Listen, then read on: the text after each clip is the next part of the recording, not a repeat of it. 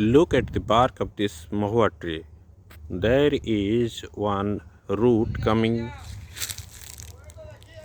from the above, and it has gone deep into the soil, trying to get whatever nourishment it can get from the soil. But if you can slightly look up into the tree, you'll find that the tree is somewhere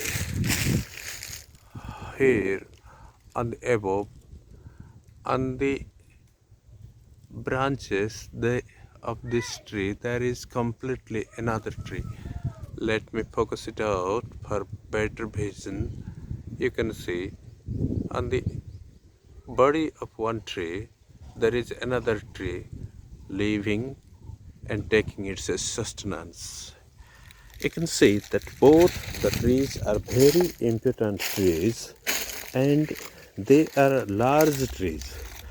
But in times when nature is undisturbed, one tree takes the nutrients and nourishments from another tree, and ultimately the banyan tree takes the primacy over the host tree, and the host tree is sometimes killed or dwarfed by the banyan tree.